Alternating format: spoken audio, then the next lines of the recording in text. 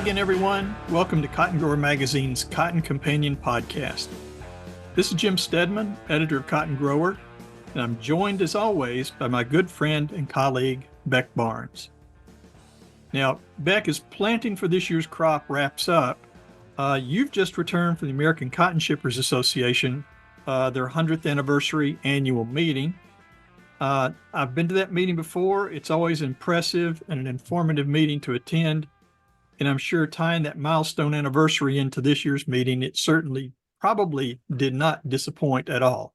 No, man, it did not. I mean, that thing, like you say, I'm fresher back than I would like. I got on the plane Saturday, leaving out of Phoenix on Saturday afternoon, and it was so hot at the Phoenix airport that the plane that I was on, engines refused to turn over. So that about a 4 or 5 hour debacle there, and I didn't get home until the wee hours of the morning on Sunday. So still recovering from that. So, but aside from that little mishap, man, what a great weekend out there with the American Cotton Shippers Association. For those of y'all who are listeners to the podcast, our friend Buddy Allen, he's the EVP of that association, and he and his staff just threw a heck of a 100th anniversary celebration. Was really what it was. I mean, they conducted their business, which they always do at their convention, but they also made plenty of time to celebrate what a momentous occasion it is to have an association that's been around for 100 years.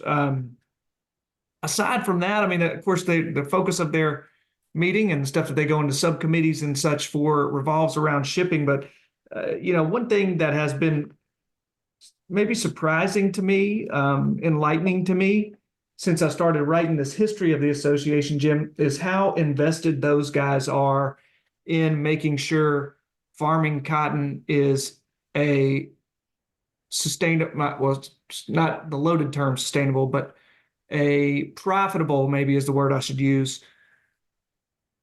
activity for our farmers, making sure that you can still turn a profit and support your family by growing cotton in this country. And you heard Buddy say it on our podcast last week. I mean, that's their only product. That's the product that they get paid to move. So if there's no product, there's nothing for them to do. So they are thoroughly invested in making sure that cotton farming in this country is profitable and doable. And so, what does that look like in practice? Lobbying on behalf of farmers on Capitol Hill. And at their annual meeting, it looks like having prominent members of the grower community speaking at their event. The president of the ACP, David, wait, I've got his name here somewhere. Of course, I'm blanking on it on the spot. David Dunlow, the chairman of the ACP, was there, for instance, at the American Cotton Shippers Association. So what I'm trying to convey here is that farmers, growers were very well represented at this thing. Of course, Cody Besant, who has been with PCG for the longest, or for a while now, he was out there. I mean, there were just a lot of producer segment well-known folks who were representing y'all's voice. When I say y'all, I mean the majority of our listeners are farmers at this meeting. So it was neat. I mean, I'm going to try not to tell tales out of school, but there is an association head who will be retiring soon, and he's kind of like a last term congressman, Jim, who, when they know they don't have to seek re-election anymore and they can start saying what they really mean. And this fella from the stage started talking about how he felt like growers get price gouged by a lot of input suppliers. Of course, I need to be measured here, but you're sort of speaking to the choir. Yeah. But I mean, I've had farmer buddies of mine tell me that before, that they feel like because the price of cotton is well known, what cotton trades for, and it's well known just about what farmers are going to yield, they feel like input suppliers know exactly what their margins are and price their products aggressively. And I'd heard that from farmers, but I'd never heard it from people in positions of power, and I did at the American Cotton Shippers meeting. So I just pass that along to say those guys sympathize with the plight of American cotton farmers, and I think that farmers would be pleased to know the amount of advocacy that goes on their behalf by shippers. So I'm rambling, but it was neat. It was a good meeting. Good. Well, we've got a lot to talk about in this episode, and we'll get that set up here in just a minute. But Beck, I think before we move ahead, we have a message from. Yeah. The aforementioned American Cotton Shippers Association, in addition to going to bat on behalf of our farmers, they also are a supporter of this podcast, and they have a brief message that they'd like to share right now. The American Cotton Shippers Association, also known as ACSA, is a trade association primarily made up of cotton merchants founded in 1924. ACSA members manage the majority of the world's cotton trade, providing services of merchandising, delivery logistics, and risk management to their customers. ACSA is proud to be celebrating its 100th anniversary this year. Okay, as always, thanks to our friends at ACSA for that message and for their continuing support of the Cotton Companion. Well, as I mentioned, in today's episode, while this year's crop is finished going in the ground and it's emerging and it's growing, we're going to focus on an issue that really kind of intertwines production, exports and imports, milling, textile production. And many of us have been aware of global concerns over cotton production in China's Xinjiang region for the past several years, amid reports of forced labor use in that area for cotton production. And so much that the U.S. government passed the Uyghur Forced Labor Prevention Act, or the UFLPA, that changed U.S. policy on China's Xinjiang Uyghur Autonomous Region with the goal of ensuring that American companies are not funding forced labor among ethnic minorities in that region. Now, a recent Market Insight report that was published in March of this year showed the level of success of this act. And long story short, there's still some work to do.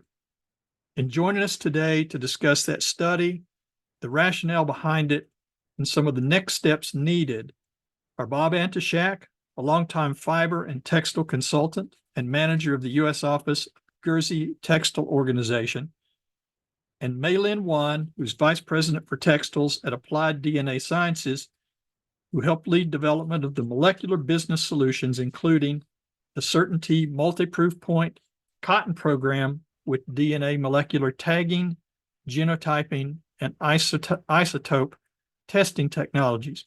Now, I'm going to raise my hand right now and say a lot of this is probably going to be over my head, but that's obviously why we bring the experts in to explain. And that's why, at this point, we want to jump right in today in this episode. We'd like to welcome Bob Antoshak and MaiLin Wan into our virtual studio. As we mentioned earlier, Bob has more than 30 years of management and consulting experience in the fiber and textile industries, and he currently manages the U.S. office of Gherzi Textile Organization. He's held executive positions with multiple industry organizations, including the Fiber Economics Bureau, American Fiber Manufacturers Association, American Textile Manufacturers, Trade Resources Incorporated, Werner International, International FC Stone, and OLA Incorporated. He has strong experience in trade negotiations. He's worked as an FBI-cleared industry advisor to the U.S. government on numerous bilateral quota trade agreements on NAFTA, MFA, and the WTO. He's also a widely published author and a regular contributor to JustStyle.com and to SourcingJournal.com.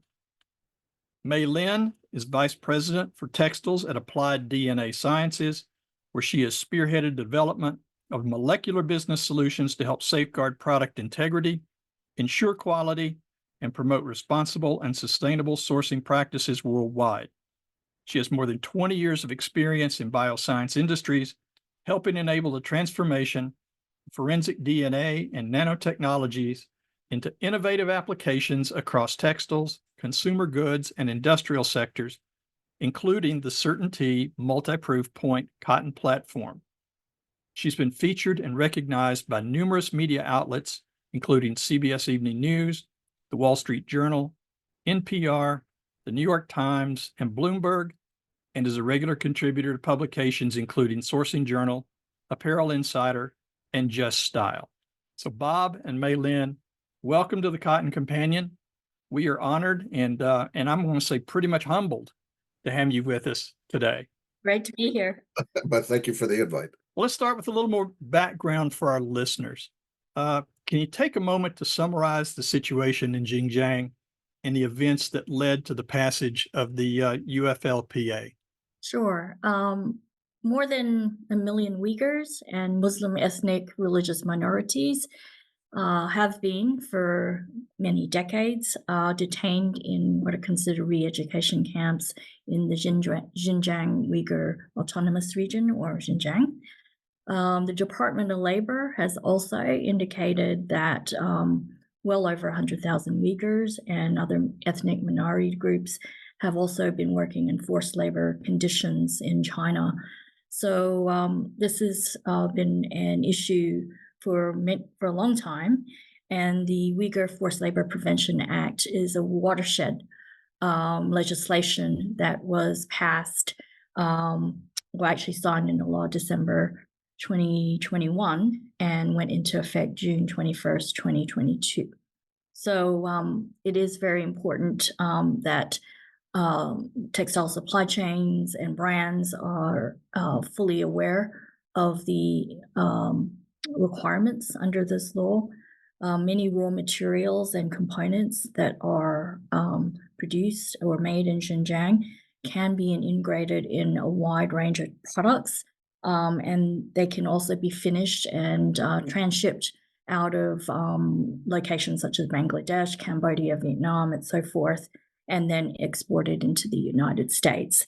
Cotton in particular is a high concern because 1/5 of most of the cotton produced in China comes from the Xinjiang region, which is now considered banned cotton coming into the US. So this is a highly relevant and topical subject. It is on the radar for many companies, and more specifically, the US government and Customs and Border Protection. Is similar legislation or restrictions in place or looking to go in place in other parts of the world? Because obviously these products are not just coming to the US, they're coming into the EU and other areas. Are other countries taking similar precautions? Yes, there's modern slavery legislation in many countries. The UK has had its Modern Slavery Act for quite a number of years, and it does require companies to demonstrate they don't have forced labor in their supply chains every year. There is modern slavery legislation in Australia and Canada, other parts of Europe. There is new legislation called the CSDDD that was just introduced just a month or two ago. These are all legislation related to forced labor or due diligence. But the US UFLPA Act is actually quite unique, and it's unique in 3 ways. The first way is that it includes a rebuttable presumption, which basically assumes that any product made wholly or in part from the Xinjiang region basically is assumed or presumed to come from that region and therefore cannot enter the United States. And you have to have clear and convincing evidence to demonstrate under this rebuttable presumption that you don't have it in your supply chain. CBP also has much broader purview and power to be able to enforce this under Section 307 of the Tariff Act of 1930. And there is the Forced Labor Enforcement Task Force, FLETF, which is providing strategy and also guidance to importers as to what are some of the best practices for supply chain traceability, as well as other due diligence requirements like mapping your supply chain, etc. So this is a US UFLPA Act is its own beast in that there is a higher standard of care required for brands and importers to make sure that they're not including any Xinjiang cotton into the supply chain. That's it. So just to be sure, because I think we've thrown out some little bit of alphabet soup here. UFLPA, that's Uyghur. Doesn't, for our audience's sake, trust me, Uyghur starts with a U. Forgive me. Uyghur Forced Labor Prevention Act. And then you mentioned, MaiLin, the CVP there. Yes. Can you explain that one for us? CBP stands for Customs Border Protection. Okay. And they do everything for protecting our borders, to making sure illegal drugs don't enter the country. And in this case, any goods coming from the Xinjiang region, it can be cotton, it can be tomatoes, it can be solar panels, it could be literally any product that potentially could be produced from that region. And that means that the diligence or due diligence you need to do is that much higher, because it covers virtually any material or product made from Xinjiang. Beck, one other thing, I just want to jump in, if that's okay, MaiLin. Just again, for the audience, for the textile business and the garment business, for so many years, it was a very opaque business. Okay, you got a pair of jeans, you buy it in a store. How's it made? Where's it come from? You had minimal information as a consumer. Okay. This is one of the first times, maybe the first time really, where government regulation said, no, we need to understand where your raw material's coming from. We need to know where the cotton's coming from, which means you got to know where your yarn's coming from. You got to know where your fabric's coming from. You got to know where the cut and sew is. And in the case of global supply chains, that could be 5 different countries easily. Okay, it just depends. And again, you would have the ability to blend Xinjiang grown cotton in with other varieties. In fact, more than likely that would be the case. They would be blended, and they'd be blended for competitive reasons, for performance, price, and so forth, and then sold in the open markets, which means in theory, you don't have to have it come directly from China. It can be going through a third country, okay, which makes it that much more complicated. And hence why this legislation is incredibly important for trying to delve into that supply chain, okay, and identify. But for the industry as a whole, this is new. They're having to contend with something which they haven't really had that level of scrutiny before.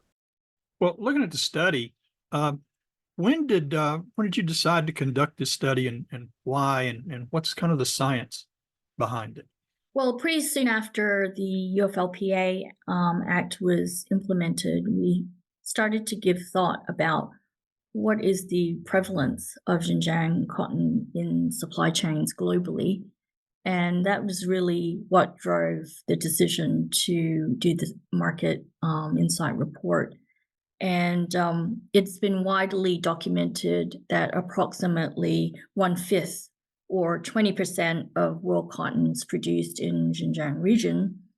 But the question is how much actually ends up in global supply chains and finished goods and fabric and yarn and so forth. So our market insight report was conducted with some thought to doing it over a course of a year, to doing it in a fairly large sample size. It was just over 800 samples that we analyzed over the year to get a sort of bird's eye view of what was happening.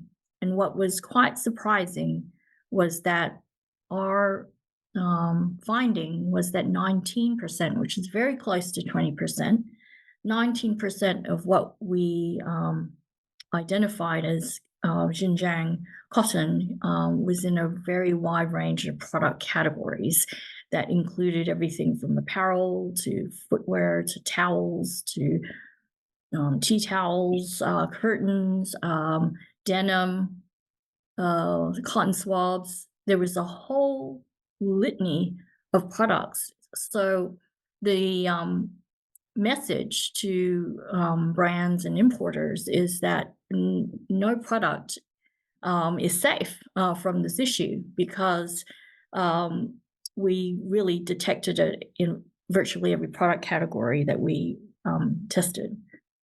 In terms of the science, we use a method called certainty isotope testing. And isotope testing looks at the natural fingerprint present in cotton from a specific region. So we would able to analyze what was the origin, or did it contain Xinjiang cotton in that sample.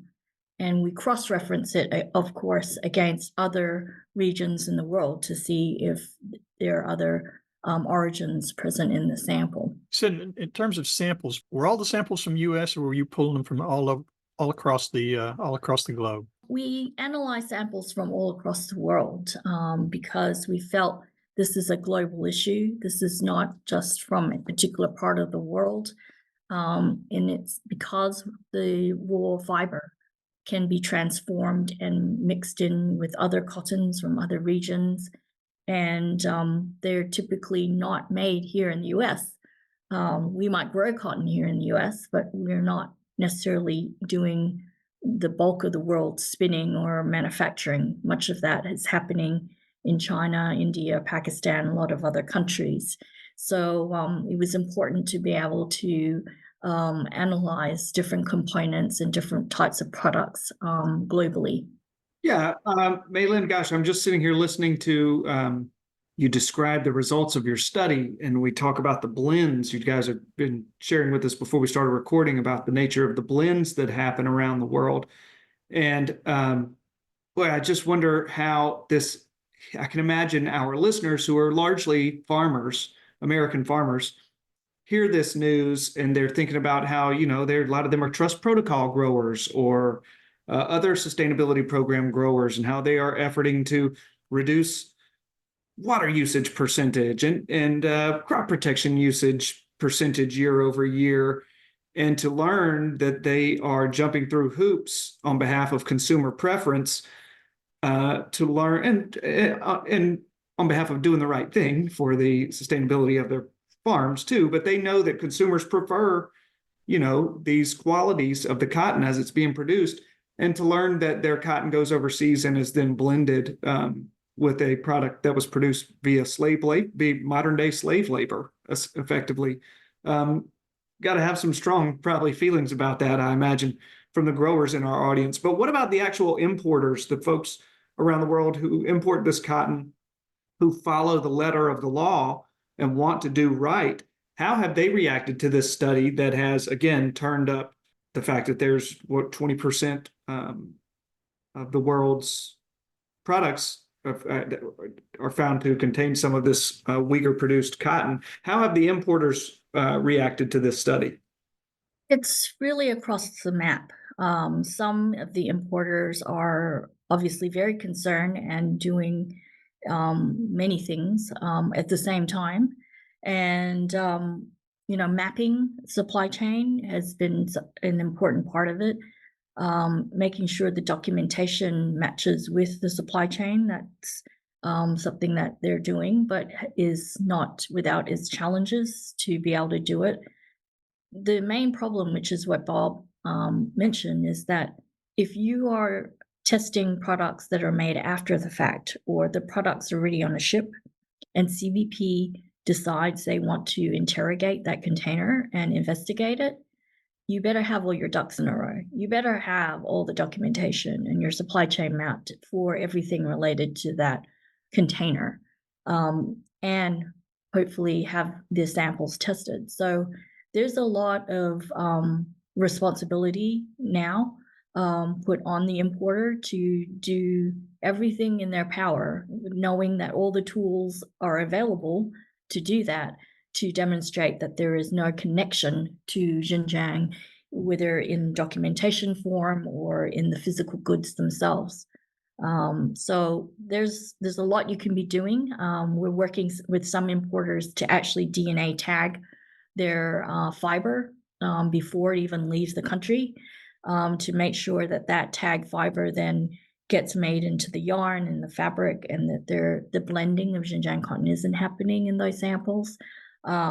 So there are things that can be done. It's just the intention and the will to move on these technologies quicker than, some companies are obviously taking their own time, But time is of the essence right now because there's not just UFLPA, but other legislation happening in parallel. Beck, another interesting thing with all of this is a lot of honest importers would get all the details and they'd say, oh, it's made with U.S. cotton. Okay, yeah. Maybe that's 60% of the blend. The other 40, it's omitted. And a lot of them were getting tripped up by that, by customs when they would pull a container and then they would do a forensic examination of it. Okay. And then they were getting tripped up in it. So again, I think the honest ones understand the problem and they're trying to address it. It's the other parties, and some of them can be very big players who are accustomed to looking at this more as a risk management exercise. What are the odds of us getting caught? Do we care? Good, let them pull a percentage out. They're not going to knock us out of the market. Okay. And I mean, like this even gets tied into the de minimis issue, which I don't mean to throw a lot of Greek into all of this, but when you come in from overseas, you're allowed to bring in $800 worth of gifts and stuff, right? You don't pay duty on it. Well, the same thing goes for a drop shipment from China to the US with apparel. Okay. And it just sails through and there's no duty, there's no inspection. And that's how companies like Shein and Temu have built up tens of billions of dollars worth of trade coming into the US without it being inspected. And Bloomberg, I know MaiLin and I have been talking about this for a long time. Bloomberg did an expose, I think, last year, where they went ahead and they pulled some of those samples, sent them to a lab, and they found all the Xinjiang cotton in them. And basically, but the stuff was still just coming in here in blatant violation of the Uyghur Forced Labor Protection Act. So it's complicated.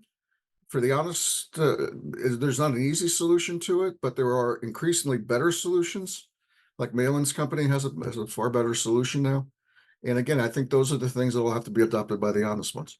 Yeah, but that de minimis was a hot topic at the. I'm fresh back from the American Cotton Shippers Association. Okay, so you know what I'm talking convention. about. Okay. Yeah, so I feel educated for once in my life. I understand what you're talking about. No, yeah. So those guys are aware of that, and Shein and the other brand that you mentioned, yeah, they have this loophole where they import just buku cotton from around the globe.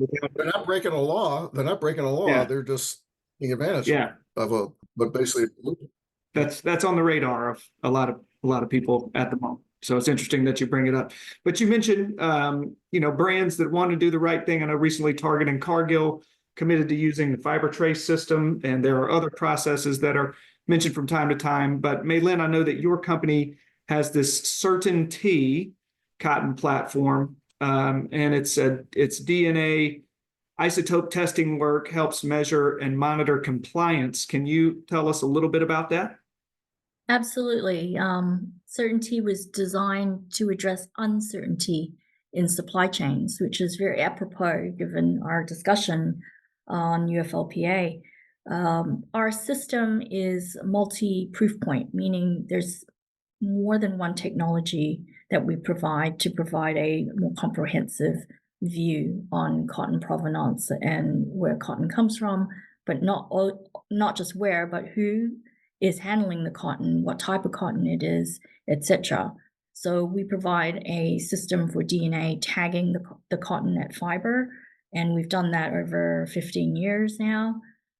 We also provide genomic DNA sequence and testing to look at, for example, Pima cotton or Egyptian cotton. And then there's the isotope testing, which looks at where the cotton is grown, the geographic origin. One of the issues currently with all this due diligence legislation is also proving sustainability. So how do you know that if you're not present at the place in which the cotton came from originally? So that's where tagging actually can pin down the actual location and where all the sustainable practices are happening by tagging. So, and once it's tagged, that tag stays with the fiber. Once it's made into yarn, we can test the yarn and the fabric and so on. And so having the linkage of the tagging marker onto the fiber at source I think is useful for the cotton growers who are listening to this to know that it is available to tag the fiber at source, because like we've seen in our market report, much of the blending is happening with US cotton. It's like a natural target, actually. If there was Xinjiang cotton to be blended, they pick US cotton because that is what the UFLPA Act is banning. If you're going to ban Xinjiang cotton, then why not blend it with US cotton?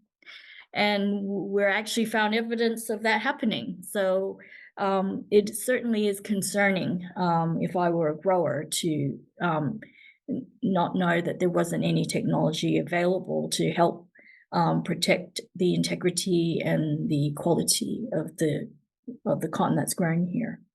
The other thing about DNA tagging versus other type of tracer materials is that it is agnostic to colors and dyes and bleaching, and it's not affected by 25 denim washes, for example.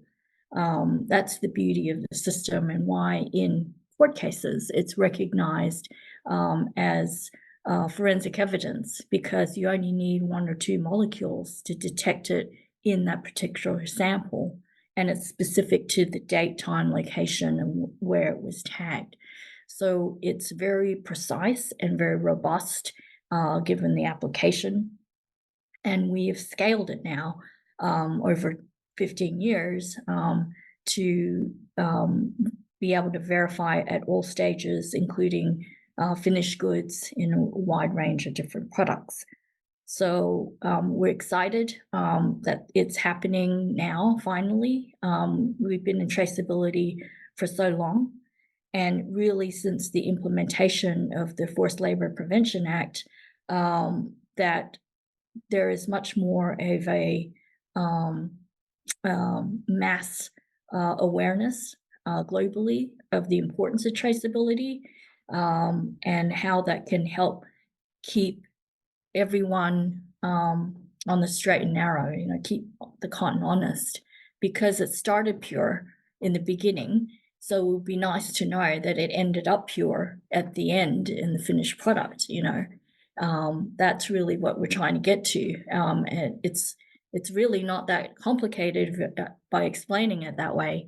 But as we know in the textile supply chain, anything can happen.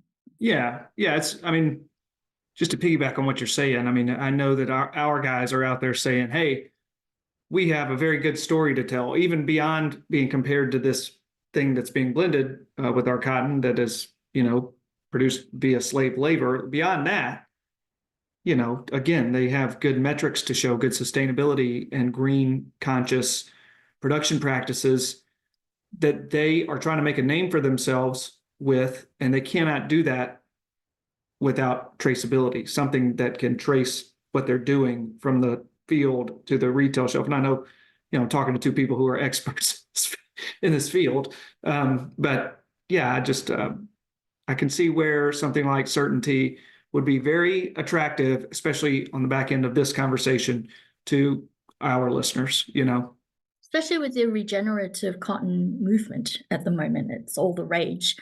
And but how do you tell the difference? Because physically, when you look at regenerative cotton versus conventional cotton, it all looks the same, right? Even organic cotton looks the same. So without tagging the cotton, there's no way to really know. You're really going to be relying on that paper certification that the regenerative group is going to give you to say, oh, okay, I'm blessing all this cotton and we're calling it regenerative.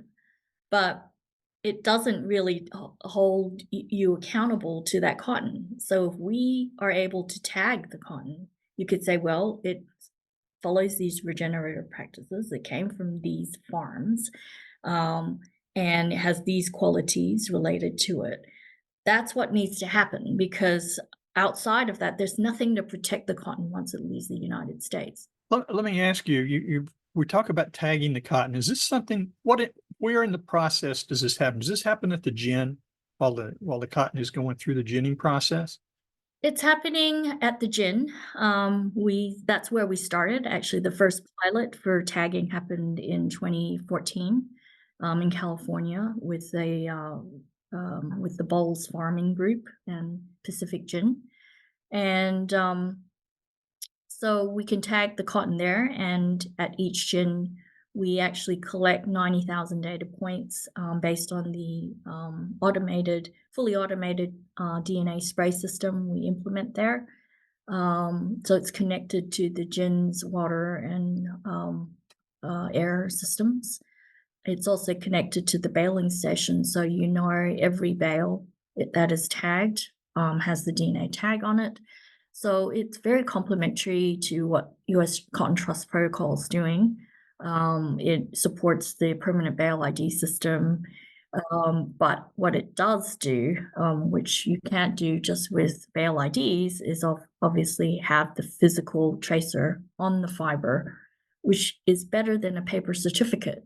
Because once that tracer is on the fiber, it's not going anywhere.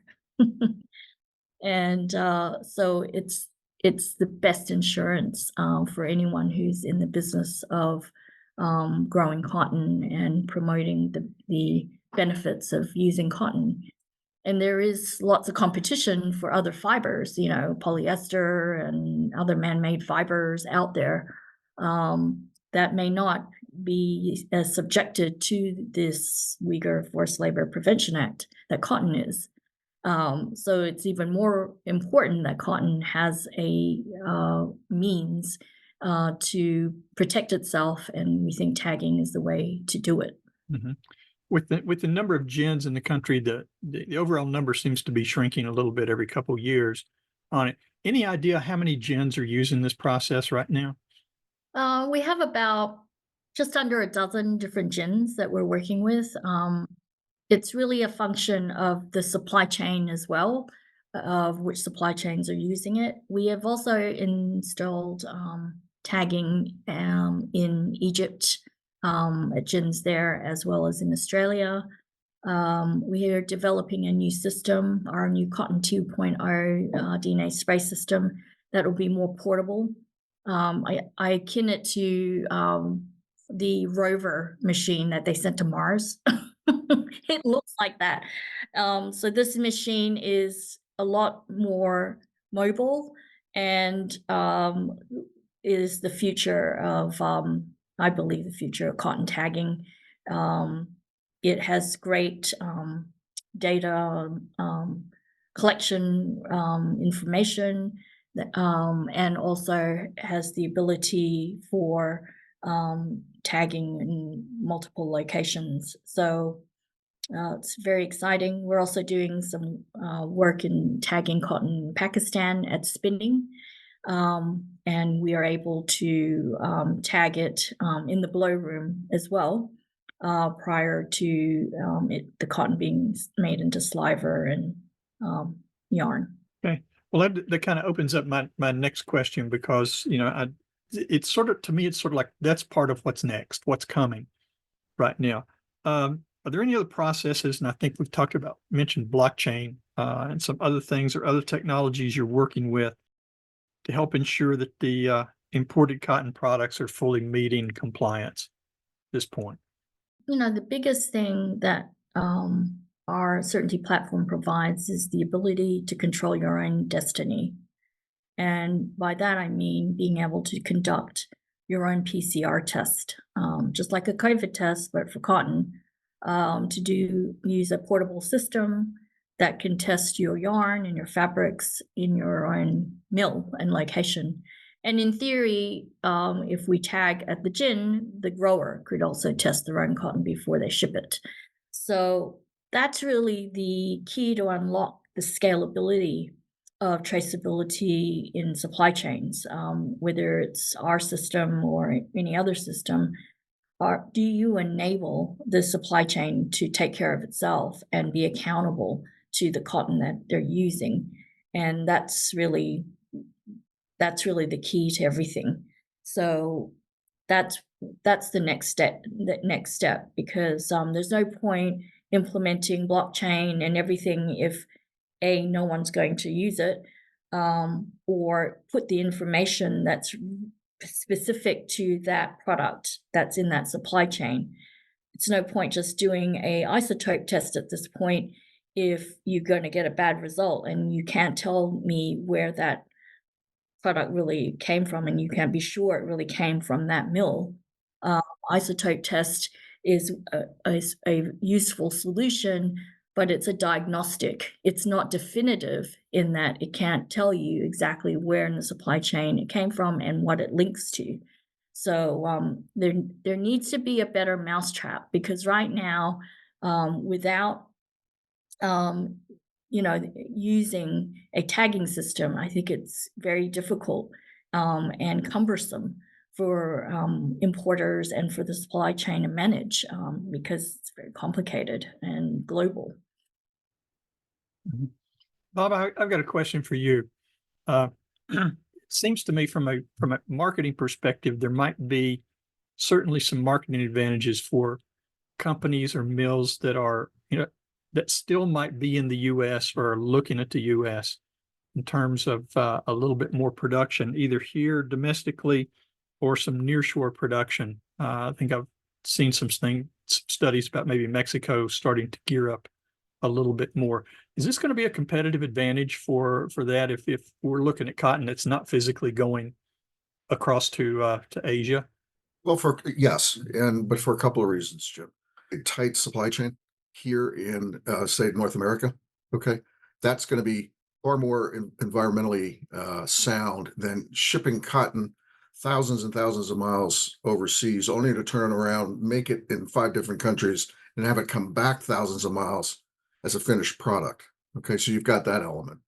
Secondly, you've also, because the supply chains are shorter, they're easier to manage and in turn then understand where all the raw materials are coming from. And then if you had a technology like certainty on top of it, then you've got yourself a story that is greener. It's also a very much a pro US story potentially, or North America story potentially.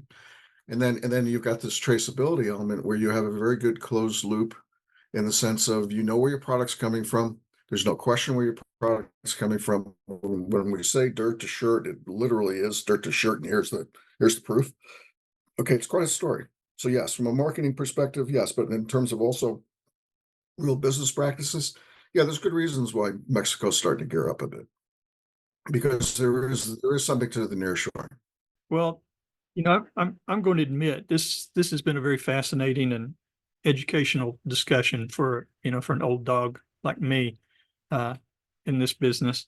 So I really want to thank both of you for the work you've done to help keep a measure of this important supply chain transparency in view. And thank you both for taking time from your busy schedules. I know you both have other commitments related to this study and to other factors. Thanks again for joining us today. I hope we get an opportunity to pick this conversation up a little bit further down the road. Thank you, Jim. Thank you, Beck. Thank you. Yeah, thanks, Bob. Thanks, MaiLin. So, all right. Well, that's it for this episode of the Cotton Companion podcast. We want to say thanks again to Bob Antoshak and to MaiLin Wan for joining us today. We want to thank also the American Cotton Shippers Association for their continued support and sponsorship of the Cotton Companion podcast. And as always, last but not least, we want to say thank you, dear listener, for joining us. We hope that you've enjoyed the episode. And if you did like what you heard, please be sure to spread the word and tell your friends about the Cotton Companion podcast. Here's where and how they can find us. You can find the Cotton Companion in 3 easy ways. First, go to cottongrower.com/companion, or simply click the podcast tab at the top of the homepage. Second, subscribe to our channel on iTunes or wherever you find your podcasts these days. And 3, sign up for our weekly e-newsletter, the Cotton Grower e-News, that's delivered to your email inbox every Tuesday morning. You can do that by going to cottongrower.com/subscribe. Also, be sure to follow Cotton Grower on social media.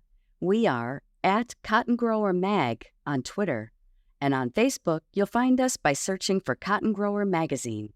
Cotton Companion Podcast is produced twice monthly by Tyler Hatch and Kim Henderson, our talented colleagues at the world headquarters for Meister Media Worldwide in lovely Willoughby, Ohio.